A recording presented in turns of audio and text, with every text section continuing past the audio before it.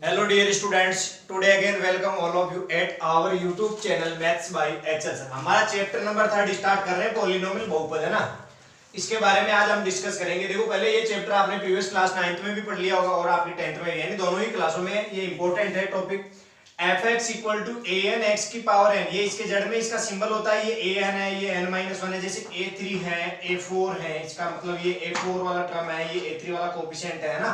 जो भी पद होता है उसका गुणांक होता है। ये अचर संख्याएं होती है, रियल नंबर्स होते हैं, ध्यान रखना। ये कोई चर राशियां नहीं है। तो यहाँ पर जो भी x के ये वाले जो x वाले टर्म है, इनके जो मल्टीप्लाई में आगे आता है उसको आप कोफिशिएंट कह सकते हैं, रियल नंबर कह सकते हैं, यानी वास्तविक संख्या या गुणांक कहते हैं इनको।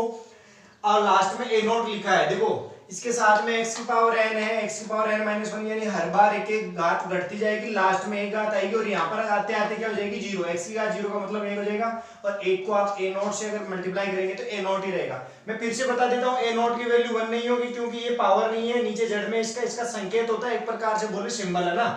अब हम बात करते हैं, यही क्या कहलाता है, पॉलिनोमियल यानी बहुपद कहलाता है। ऐसा बहुपद जिसमें चर राशि आपके कितनी भी घात में हो सकती है। n की वैल्यू यहां ध्यान रखना बेटा, अगर आपके पास कहीं fx इक्वल टू यू लिखा है 2, तो ये वाला बहुपद है। लेकिन कौन सा बहुपद है, ये अचर बहुपद है, यानी इसमें चर राशि नहीं है, तो ये अचर बहुपद कहलाएगा।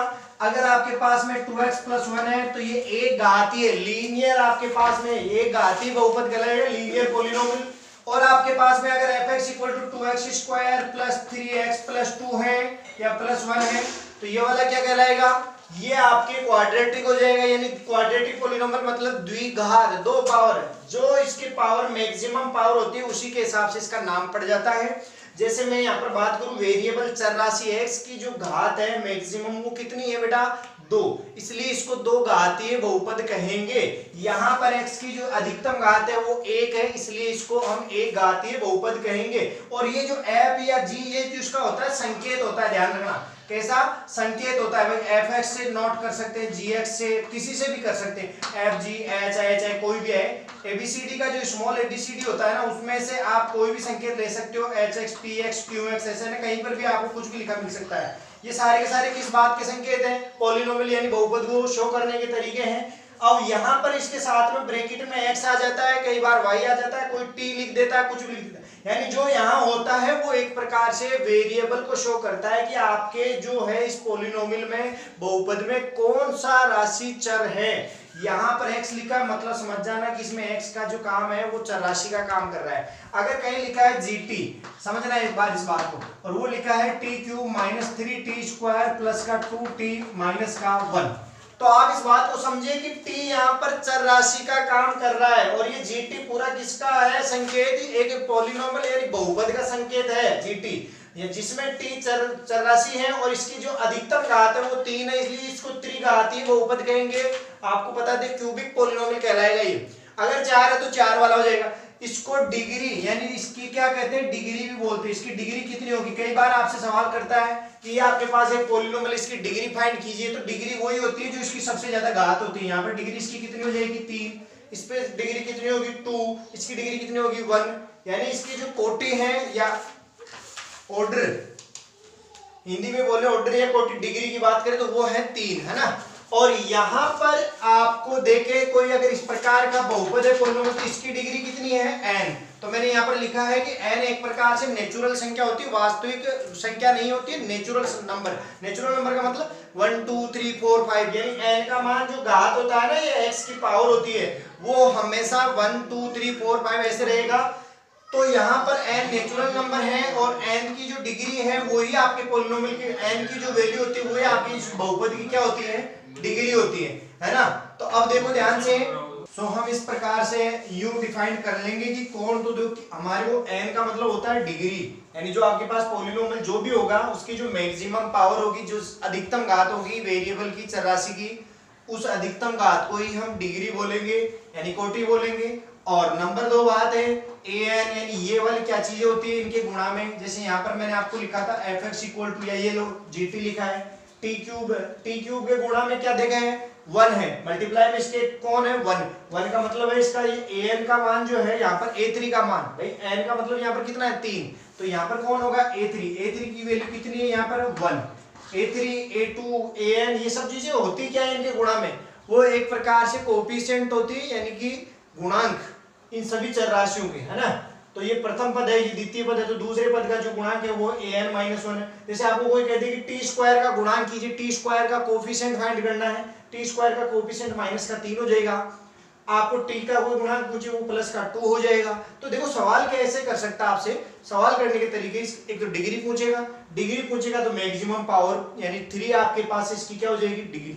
नंबर 2 बात आती है कोफिशिएंट की, कोफिशिएंट पूछेगा आपसे कि इसका t³ का कोफिशिएंट क्या है, तो यहाँ पर इसका मल्टीप्लाई यानी इसका गुणांक कितना, ये पूछे तो आपको गुणा में कुछ नहीं दिख रहा, मतलब 1 है। अगर t² का पूछे -3 है तो -3, +2 है तो +2, जो भी है। और अचर पद कांस्टेंट टर्म वो पूछे तो वो -1 है। नंबर 3 बात आती है, वो ये पूछ सकता है आपके कि कितने इसमें मैक्सिमम पद, अधिकतम, जरूरी नहीं कितने, अधिकतम पद यानी जिसकी घात 3 है, डिग्री 3 है, उसका सबसे ज्यादा से ज्यादा उस प्रकार के बहुपद में, उस प्रकार के पॉलिनोमियल में मैक्सिमम टर्म्स कितने हो सकते हैं, अधिकतम पद। तो देखो 3 का आता है ना, उससे एक ज्यादा पद हो सकता है, ज्यादा से ज्यादा, यानी इसमें ज्यादा से ज्यादा मैक्सिमम 4 पद होंगे, 4 से कम भी हो सकते हैं, 1 भी हो सकता है, 2 पद भी हो सकते हैं, 3 भी हो सकता है, 4 भी हो सकते हैं, लेकिन 4 से ज्यादा कभी नहीं मिलेंगे। देखो यहाँ पर t³ वाला हो गया, स्क्वायर का आ जाएगा, पावर 1 का आ जाएगा, अचर पद आ जाएगा। इस प्रकार से ये कितने पद हो गए, तो टोटल 4 टर्म्स हो गए, इससे ज्यादा कभी नहीं आएंगे। कई बार ऐसा होता है 2t - 1 नहीं आएगा तो ये दोनों ही आ जाएंगे, तो 2 पद भी हो सकते हैं। तो अधिकतम पद मैक्सिमम टर्म्स की बात करता है, तो आप उसको जो डिग्री होती है उसमें 1 जोड़ दिया करो तो मैक्सिमम टर्म्स मिल जाएंगे। तो मैं अगर बात करूं मैक्सिमम टर्म्स की, तो मैक्सिमम टर्म्स की बात करी जाए तो हम लोग ये कह सकते हैं कि मैक्सिमम टर्म्स यानी अधिकतम जो पद है, हिंदी में बोले तो वो n में 1 जोड़ दें तो यही आपके अधिकतम पद कहलाते हैं। जैसे यहाँ पर n की वैल्यू 5 है, तो यहाँ पर 5 + 1 यानी उसमें ज्यादा से ज्यादा 6 पद हो सकते हैं 5 घात वाले पॉलिनोमियल में। और अगर पावर 100 है तो उसकी डिग्री कितनी हो जाएगी, 100, और उसमें मैक्सिमम टर्म्स कितने होंगे, 100 + 1, इट मीन 101। ओके, तो अब हम इसके बारे में, अब इस चैप्टर में क्या डिस्कस करने वाले हैं, हम इसमें वो डिस्कस करेंगे एलसीएम एचसीएफ पॉलिनोमियल्स का, आपको zeros, coefficient, algorithm, division algorithm, इनके बारे में पहले आपको बताएंगे, उसके बाद में एलसीएम एचसीएफ के बारे में बात करेंगे। तो इस चैप्टर में मेन जो मोटो है वो यही रहेगा कि आप सबसे पहले इसके बारे में ये सीखे कि जीरोज क्या है, कोफिशिएंट क्या है, पहले ये समझ लिए। उसके बाद जैसे मेरे ख्याल से आपको कोफिशिएंट समझ में आ गया होगा, कोफिशिएंट का मतलब होता है गुणांक, और जीरोज का मतलब होता है हिंदी बोले शून्यक, रूट्स, जीरोज को रूट्स भी बोलते हैं आप, या आप और बोले तो एक्स की वैल्यू यानी वेरिएबल की वैल्यू भी बोल सकते हैं, है ना। तो वो एक ही बात है, तो हम लोग इनको सीखते हैं। और इसमें स्पेशली ज्यादा जोर लगाया हुआ है क्वाड्रेटिक पॉलिनोमियल पर, यानी द्विघात बहुपद पर, जो 2 घात वाले होते हैं ना। जैसे यहाँ पर आपके पास है gx = ये लिखा है x² ax² + bx + c। तो ये एक प्रकार से देखो इसकी जो पावर है मैक्सिमम, अधिकतम पावर, वो डिग्री कितनी है, 2 है। तो 2 डिग्री वाले को पॉलिनोमियल आप जो कौन सा पॉलिनोमियल बोलेंगे, क्वाड्रेटिक पॉलिनोमियल बोलेंगे, यानी द्विघात बहुपद बोलेंगे। और इन्हीं को इस चैप्टर में ज्यादा पढ़ेंगे, इसके जीरोज और कोफिशिएंट में जो आपके संबंध है, रिलेशन, वो पढ़ेंगे, है ना। तो देखते हैं, स्टार्ट करते हैं। जीरोज, रूट्स या फिर वैल्यू ऑफ वेरिएबल, तीनों एक ही चीज को बताते हैं। जीरोज मतलब शून्य या मूल या चर के मान, तीनों का मतलब एक ही है। तो बहुपद के शून्य, मूल या चर के मान, ये होता क्या है, शून्य यानी बहुपद के जो शून्य के या मूल भी कह सकते हैं, या चर राशि x जो होती है, या जो भी आपके पास आया है बहुपद में चर कौन होता है, वो कैसे डिसाइड करते हैं वो मैंने आपको बता दिया। तो उस चर के मान बोल दो, चाहे उसको दूसरी भाषा में मूल बोल दो, चाहे शून्य बोल दो, यानी जीरोज, रूट्स, वैल्यू, वेरिएबल, कोई फर्क नहीं है। तो उसको कैसे निकालते हैं पॉलिनोमियल में, मैं आपको बताता हूँ। वो होता क्या है पहले ये समझो। एक जैसे हमारे पास पॉलिनोमियल px = लिखा है 2x - 1। ओके, ये आपको पता है एक घातीय है, यानी x की जो मैक्सिमम पावर है 1 है, तो इसकी डिग्री तो आपके पास कितनी रहेगी, 1। तो इसमें तो कोई दिक्कत नहीं है। इस डिग्री का मतलब क्या है कि यहाँ पर जो x की जो वैल्यूज है, यानी नंबर ऑफ जीरोज है, वो जितनी डिग्री होती है ना उतने ही होते हैं, या नंबर ऑफ फैक्टर भी कह सकते हैं, यानी गुणनखंड जितने करेंगे ना, 2 घातीय है 2 गुणनखंड होंगे, 3 घातीय है 3 गुणनखंड होंगे, अगर 1 घातीय है तो अकेला यही गुणनखंड रहेगा, फैक्टर। समझ रहे हैं मेरी बात को। तो इस आपको एक चीज ध्यान रखनी, अब यहाँ आती है जो वेरिएबल होता है ना, x जो भी होता है, इस वेरिएबल के कितने मान होंगे, x के मान ही क्या कहलाते हैं, शून्य की या मूल कहलाते हैं। इसके जितने भी मान होंगे यानी इसके जीरोज रूट्स कितने होंगे, अगर एक पावर में है तो एक ही होगा। अगर आपके यानी x की वैल्यू यहाँ पर एक मिलने वाली है, वो क्या मिलेगी वो आपको बाद में बताएंगे। जो मिलेगी उसी को हम जीरोज या रूट्स बोलेंगे, यानी शून्य या मूल बोलेंगे। तो x का वो मान जो, अब सुनना ध्यान से, मूल या शून्य कौन होता है यानी जीरोज या रूट्स कौन होते हैं, x की वो वैल्यू जिसको आप इस पॉलिनोमियल में यहाँ पर डालें तो इसकी वैल्यू जो है ऑल ओवर जीरो आ जाए, उसी को जीरोज या रूट्स कहते हैं। कैसे कि आप इस बात को समझे, x की वैल्यू सपोज करो मैंने 1 डाली तो ये p1 क्या हो जाएगा आपके 2 into 1, यानी x की जगह आपको क्या पुट करना है 1। अगर यहाँ पर 1 पुट करेंगे तो 1, तो यहाँ पर आपके रिजल्ट क्या आएगा, 2 में 2 1 जा 2, यानी 2 into 2, यहाँ पर 2 में से 1 जाएगा तो आपके पास 1 बच जाएगा, यानी 2 1 जा 2, 2 में से 1 लेस कर दिया 1 आ गया। तो ये रिजल्ट कभी भी जीरो के इक्वल नहीं है। तो आप इस बात का ध्यान रखिए, x इक्वल टू 0, जो x इक्वल टू 1 है वो कभी भी आपका इस पॉलिनोमियल का शून्य या मूल नहीं होगा, अर्थात जीरो या रूट नहीं होगा। इस चीज को समझे। नंबर 2, अब अगर दूसरी वैल्यू में डालो x इक्वल टू 2 डालेंगे तो p2 आएगा। अब p2 कितना हो जाएगा, देखो 2 यहाँ पर डालेंगे तो 2 into 2 कितना हो जाएगा 4, -1 यहाँ पर, यहाँ 3 आ जाएगा। अभी भी जीरो नहीं आ रहा, इट मीन ये x बराबर 2 जो है ये भी x का मान जो है वो शून्य की या मूल नहीं है। आप इस बात का ध्यान रखिए, ये वो मान है x के जो आपको कभी भी पूरे बहुपद की जो वैल्यू है वो जीरो नहीं दे रहे हैं। तो उन मानों की हम बात नहीं कर रहे हैं, वो वैल्यू x की जिनको अगर बहुपद में डाल दें, उसको x की जगह लिखें तो उसका पूरे का मान जीरो आ जाए, उसी को शून्य या मूल कहते हैं, ध्यान रखना। अब मैं आपको एक यहाँ पर वैल्यू बताने वाला हूँ। सपोज करो x इक्वल टू 1/2 डाल दिया था इसी बहुपद में, तो देखो p 1/2, x की जगह अगर 1/2 मैं अगर डालता हूँ, x को पुट करूँ 1/2 तो x को रिप्लेस कर दिया 1/2 -1, तो 2 से 2 कैंसिल हो जाएगा, 1 - 1 क्या आ गया बेटा 0। इट मीन ये x इक्वल टू 1/2 ही इसका रूट है, यही रूट कहलाएगा इस पॉलिनोमियल का। इस पॉलिनोमियल का जो एक ही रूट होना है, क्योंकि पावर एक ही है ना, घात एक है तो एक ही वैल्यू एक ही रूट आएगा। अगर 2 होती तो यहाँ 2 रूट आते, 3 होती तो 3 रूट आएंगे, यानी 3 आपको x की वैल्यू डिफरेंट या सेम कैसी भी मिल सकती है वो आगे हम बात करेंगे। लेकिन x की कितनी वैल्यू ऐसी हैं जिनको इसमें डालने पर ये जीरो देगा, तो यहाँ पर सिर्फ और सिर्फ 1 होगी, क्योंकि x की पावर 1 है। अगर पावर 2 है तो x के 2 मान ऐसे होंगे, 2 वैल्यू ऐसी होगी जिनको अगर इसमें डालेंगे तो 2 बार आपको ये जीरो देगा। इस बात को ध्यान से समझना है ना। तो अब मैं एक एग्जाम्पल और ले लेता हूँ बहुत छोटा सा। वो कैसे बात है, यहाँ पर आपको इतना तो समझ में आ ही गया होगा, शून्य के यानी जीरोज या रूट से यानी मूल वो होता क्या है, वो रूट से इसका मतलब यही होता है कि वो वैल्यू x की जिनको पॉलिनोमियल में डाले और पूरा ऑल ओवर वैल्यू क्या आ जाए जीरो। तो मैं एक एग्जांपल ले लेता हूं, जैसे सपोज करो f(x) इक्वल टू एक पॉलिनोमियल है x² - 3x + 1। ओके, तो इस चीज को समझो, जैसे मैंने x इक्वल टू यहाँ पर आपके पास है वैल्यू लिख दी जो है, यहाँ माइनस का 2x कर लो है ना। अब x इक्वल टू 1 वैल्यू मैंने आपको पुट की तो f1 कितना आ जाएगा बेटा, 1 का स्क्वायर -2 into 1 + 1। तो मेरे ख्याल से ये जीरो हो जाएगा, क्योंकि 1 का स्क्वायर 1 आएगा, प्लस का 1 और 1 2 और माइनस का 2 तो जीरो आ जाएगा। तो एक प्रकार से x इक्वल टू 1 भी एक क्या हो गया इसका जीरो हो गया। इस पॉलिनोमियल का इस बहुपद का x बराबर 1 1 तो शून्य की यहाँ हो गया, एक मूल मिल गया ना। दूसरा और क्योंकि यहाँ पर 2 है घात, अगर ये सेकंड ऑर्डर इसका जो डिग्री है, डिग्री कितनी है, डिग्री 2 है, इसलिए आपको x की वैल्यू भी 2 मिलने वाली है। वो वैल्यू का मतलब वो रूट भी 2 मिलेंगे, वो एक रूट तो x इक्वल टू 1 आ गया, और एक और रूट ऐसा है यानी एक और x की वैल्यू ऐसी आने वाली है जिसको यहाँ पर डालेंगे आप, तो ऑल ओवर पूरी जो पॉलिनोमियल की वैल्यू है वो जीरो आ जाएगी बेटा।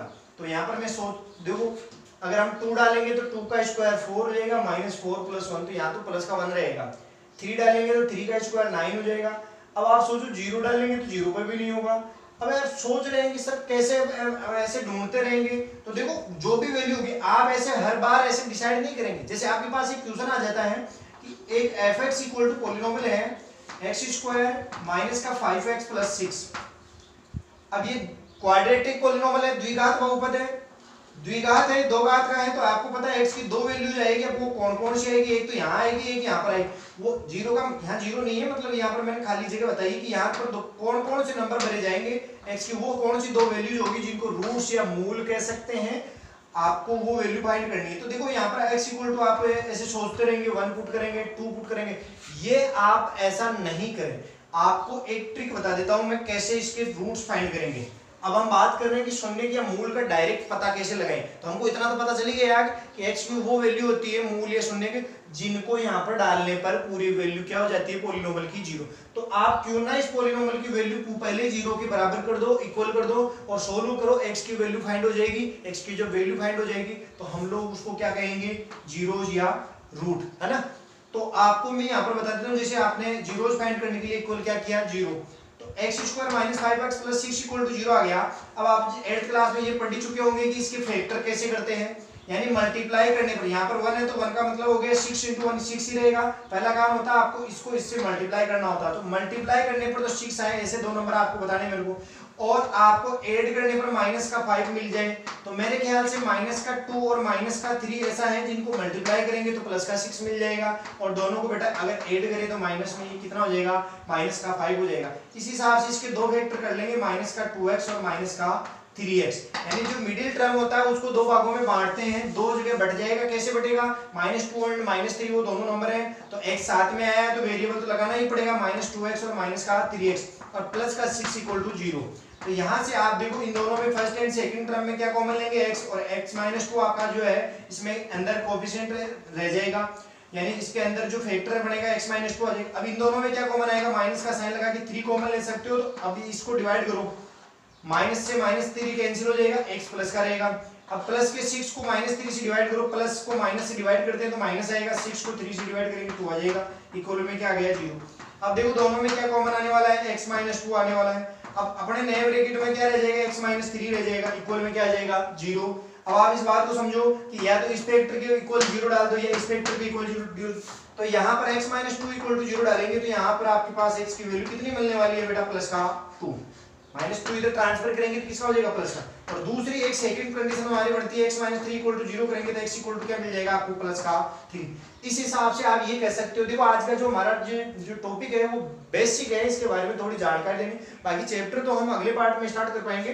तो x equal to 2, x equal to जो 3 है, ये दोनों ही क्या है, ये दोनों वो वैल्यू है जिसको पॉलिनोमियल में आप यहाँ पर डाल के देखोगे तो इसकी वैल्यू क्या हो जाएगी, पूरे की 0 के इक्वल आ जाएगी। इट मीन यहाँ पर x इक्वल टू 2 और 3 ये दोनों ही क्या है, रूट्स हैं, यानी मूल है इस बहुपद के जो आपको फाइंड करने थे, तो मिल गए ना। तो हम लास्ट में कहेंगे so roots of fx equal to 2 and x equal to 2 and 3, तो दोनों वैल्यू x इक्वल टू यानी x बराबर 2 और 3 जो है हमारे बहुपद fx के क्या है, शून्य किया मूल है, हमको प्राप्त हो जाते हैं। ठीक है, तो ये मेथड रहेगा जब भी आपको रूट्स या जो है जीरोज फाइंड करने हो, मूल फाइंड करने हो, मूल ज्ञात करने हो, तो करना क्या है आपको, जो भी आपके बहुपद देगा उसके बराबर में क्या लिख लेना है, 0। कैसे, यहाँ हिंदी मीडियम वाले अगर स्टूडेंट है तो आप ये लिखेंगे कैसे कि शून्य के प्राप्त करने के लिए या शून्य प्राप्त करने हेतु बहुपद fx इक्वल टू पॉलिनोमियल बहुपद fx इक्वल टू क्या कर देंगे, इक्वल में 0। अब fx क्या था आपका, fx ये रहा, इसके इक्वल में 0 देगा, यानी x स्क्वायर माइनस का 5x प्लस 6 इक्वल टू 0। अब आपको क्या करना है, इसके दो फैक्टर करने, दो गुणनखंड करने हैं। कैसे करने हैं अभी आपको मैंने बता दिया, दो गुणनखंड कैसे करते हैं इसके बारे में और ज्यादा डिस्कस करेंगे, क्योंकि काफी ज्यादा फैक्टर करना है। जिसको फैक्टर करना नहीं आता वो सब सीख जाएंगे, इस टॉपिक को स्टार्ट करेंगे, जब इसके क्वेश्चन करवाएंगे तो काफी चीजें आपके पास नहीं आएगी, सामने भी आएगी, जिन किसी को डाउट है ना वो सारे निकल जाएंगे। ये बेसिक था, इसमें ज्यादा हम मातापची करके बता नहीं सकते, वीडियो लंबा बन जाता है ना। तो अब हम बात कर लेते थोड़ी सी और कि ये तो हुए जीरोज, यानी ये तो समझ में आ गया कि जीरोज या मूल क्या होते हैं, यानी ऐसी x की वैल्यू होती है जिसको पॉलिनोमियल में डाल दें तो उसके पूरे की वैल्यू किसके इक्वल दिखाता है, वो 0 के इक्वल। समझ में आ गया होगा। अब बात कर ले कोएफिशिएंट की। कोएफिशिएंट क्या होता है, कोएफिशिएंट को आपको समझना चाहिए। कोएफिशिएंट एक प्रकार का जो है गुणांक होता है, और गुणांक जो होते हैं वो क्या चीज होती है मैं आपको बताता हूँ। किसी भी बहुपद में कोई कोएफिशिएंट ऑफ है पॉलिनोमियल, इसका मतलब क्या है, कोएफिशिएंट ऑफ ए पॉलिनोमियल, यानी एक बहुपद के गुणांक। अब बहुपद के गुणांक कैसे होते हैं, एक बहुपद है आपके पास fx इक्वल टू ये रहा टू ax प्लस b, मैं ऐसे लिख देता हूँ ax प्लस b। तो बेटा मैं आपको बताता हूँ x का कोएफिशिएंट यानी गुणांक, x का गुणांक कौन है, a। तो आपको कोई कोएफिशिएंट ऑफ x पूछे ना तो आप क्या जवाब देंगे उसको, कोएफिशिएंट ऑफ x मेरे ख्याल से a लिख देंगे। अगर आपको x का गुणांक पूछे तो आप क्या लिखेंगे भाई, a। आपको पूछे अचर पद कांस्टेंट टर्म, वो लिखेंगे b। अगर ऐसे आपको इसमें पूछ ले F X equal to A X square plus B X plus C, तो यहाँ एबीसी एक प्रकार की क्या है, रियल नंबर, वास्तविक संख्याएं हैं, अचर संख्याएं हैं जिसको हम कह सकते हैं। और एक की जन जो मैक्सिमम पावर वाला होता है ना, उसका जो गुणांक होता है मल्टीपल कोएफिशिएंट, वो कभी जीरो नहीं होना चाहिए, इस चीज का ध्यान रखना। यानी यहाँ पर मैं अगर बात करूं, अगर ये क्वाड्रेटिक कहलाएगा तो ये एक ही शर्त पर कहलाएगा कि ए की वैल्यू कभी जीरो नहीं होनी चाहिए। जो वेरिएबल एक्स स्क्वायर है ना, इसका जो ये वाला टर्म एक्स स्क्वायर, इसका जो गुणांक है कोएफिशिएंट ए, वो कभी जीरो नहीं होना चाहिए, वरना ये जो है द्विघात बहुपद नहीं कहलाएगा। क्वाड्रेटिक इक्वेशन है ना, सॉरी इक्वेशन नहीं, पॉलिनोमियल, ये अभी पॉलिनोमियल पढ़ रहे हैं, इक्वेशन बाद में बताएंगे इक्वेशन और पॉलिनोमियल में क्या डिफरेंस होता है। तो A X square plus B X plus C, तो यहाँ पर ए क्या है, एक्स स्क्वायर का कोएफिशिएंट, यानी एक्स स्क्वायर का गुणांक ए है, x का कोएफिशिएंट कौन है, b है, एंड c क्या है, कांस्टेंट टर्म है। तो इस चीज का ध्यान रखना, अगर आपसे पूछे x स्क्वायर का कोएफिशिएंट वो a, x का कोएफिशिएंट b और कांस्टेंट टर्म अचर पद पूछे तो आप लिख देंगे c। तो मैं आपको ये बताना चाहता था कि आपको कोएफिशिएंट यानी गुणांक के बारे में भी जानकारी होनी चाहिए। तो गुणांक तो हम लोगों को जैसे सवाल देगा, क्वेश्चन देगा, अगर क्वाड्रेटिक पॉलिनोमियल के बारे में बात करें, द्विघात बहुपद, ये वाला द्विघात बहुपद होता है, ध्यान रखना, जहां कभी भी जीरो नहीं होना चाहिए, कौन, ए की वैल्यू कभी जीरो नहीं होनी चाहिए, इस चीज का ध्यान रखना बेटा हमेशा। यही यहां पर ही मैं लिख देता हूं क्वाड्रेटिक पॉलिनोमियल।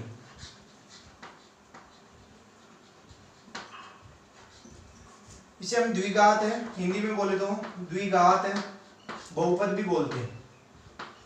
ओके, तो द्विघात बहुपद या क्वाड्रेटिक पॉलिनोमियल ये हमारा भी इस समय टॉपिक है। इसमें अगर बात करें तो ये इस टाइप का आएगा, A X square plus B X plus C, जैसे एग्जांपल में ए की जगह 2 आ गया, -3 आ जाए, यहाँ पर वो कुछ भी हो सकता है, अचर संख्या है ना। तो ये इस प्रकार का द्विघात बहुपद होता है, क्वाड्रेटिक पॉलिनोमियल है ना। तो उसमें एक की वैल्यू कभी जीरो नहीं होनी चाहिए। अगर ए जीरो हो जाएगा, जीरो से कोई भी चीज गुणा होकर के ये हट जाएगी तो बेटा मैक्सिमम जो डिग्री है वो आपके 2 नहीं रहेगी, इसलिए ये कभी क्वाड्रेटिक नहीं रहेगा। इसको क्वाड्रेटिक यानी द्विघात रहना है तो दो घात वाले इस एक्स स्क्वायर को जिंदा रहना जरूरी है। ये जिंदा तभी रहेगा जब ये ए की वैल्यू जीरो नहीं होगी, क्योंकि गुणा में इसके अगर जीरो आ गया ना तो ये यहाँ से फिनिश हो जाएगा। ओके, तो बात यहाँ पर कर रहे थे एक्स स्क्वायर का जो गुणा में लिखा है ए, वो कौन है आपके पास, इसका एक्स स्क्वायर का कोएफिशिएंट है, अचर पद। एक्स का जो गुणांक है वो बी हो जाएगा, और सी जो बिना एक्स वाला है उसको कांस्टेंट या अचर पद भी कहते हैं, कांस्टेंट टर्म है ना। तो एक चीज तो ये क्लियर कर लें, क्योंकि अब हम जो इस टॉपिक में पढ़ेंगे ना, इतनी देर जो पढ़ा है वो मेन इसी पे फोकस करना है, द्विघात बहुपद, फिर इसके बाद में द्विघात समीकरण पढ़ेंगे, डिवाइड करना भी सीखेंगे, है ना। तो ये सब चीजें देखेंगे, लेकिन द्विघात बहुपद में आपको एबीसी के बारे में जानकारी देते ही पता चल जाएगी। जैसे सवाल देता है वो, जैसे एक सवाल दिया है उसने, F X equal to 2x square minus का 5x प्लस 7। इस बात को समझो कि यहाँ पर जो 2 है वो एक्स स्क्वायर का कोएफिशिएंट है। एक्स स्क्वायर का गुणांक क्या है, यानी ए की वैल्यू, एक्स स्क्वायर का गुणांक होता है उसको ए बोलते हैं। तो अगर हम तुलना करें इसके साथ में, इसको कंपेयर करें, ए की जगह कौन ले रहा है, 2, तो A equal to 2, B equal to क्या आ जाएगा माइनस का 5, एंड सी इक्वल टू कितना आ जाएगा 7। तो ये एबीसी एक प्रकार से, एबीसी होते क्या है, coefficient of polynomial, quadratic polynomial, coefficient of quadratic polynomial, यानी द्विघात बहुपद के गुणांक होते हैं एबीसी। ये एबीसी एक प्रकार के द्विघात बहुपद के गुणांक होते हैं। आपको एबीसी के मान अच्छे से पहचानना आना चाहिए। तो ए की वैल्यू कितनी है इसमें, जैसे 2, बी की वैल्यू माइनस का 5 और सी की वैल्यू प्लस का 7। तो इस चीज को समझ जाए, एबीसी कैसे फाइंड करना है। नंबर 2 कि जीरोज या रूट्स यानी शून्य या मूल, ये कैसे फाइंड करेंगे अगर द्विघात आपके पास बहुपद है। तो अभी मैंने आपको इससे रिलेटेड एक सवाल करवाया था, 2 गुणनखंड करके बताया था कि अगर ये आपको फाइंड करने हैं, सवाल में अगर दोनों चीज पूछी है कि एक तो आपसे कोएफिशिएंट गुणांक पूछे, एबीसी पूछ रहा है, तो एबीसी के मान तो आपको डायरेक्ट सवाल जैसे ये दे रखा है तो इससे तुलना करेंगे तो आपको एबीसी तो डायरेक्ट मिल जाएंगे। लेकिन अगर रूट्स की बात कर रहा है, मूल की या शून्य की, तो वो कभी भी आपको डायरेक्ट देखने पर नहीं मिलेंगे। उनको फाइंड करने के लिए, ज्ञात करने के लिए आपको पहले उसके बराबर क्या लिखना पड़ेगा, 0 0 लिख करके इसके 2 फैक्टर करने पड़ेंगे, 2 गुणनखंड, और दोनों गुणनखंडों के फिर लास्ट में 0 के बराबर करके 2x की वैल्यू फाइंड करनी पड़ेगी, और वो दोनों x की वैल्यूज ही हमारी क्या होगी बेटा, जीरोज या रूट्स यानी मूल या शून्य। तो मैं समझता हूं आज शून्य के बारे में यानी जीरोज के बारे में, कोएफिशिएंट के बारे में आपको अच्छे से जानकारी मिल गई होगी। अब अगले टॉपिक में हम इससे रिलेटेड क्वेश्चंस करेंगे, इनके बीच में रिलेशन समझेंगे, और उसके बाद में हम लोग इसको जो है आगे कंटिन्यू रखेंगे। सभी स्टूडेंट्स का थैंक्स।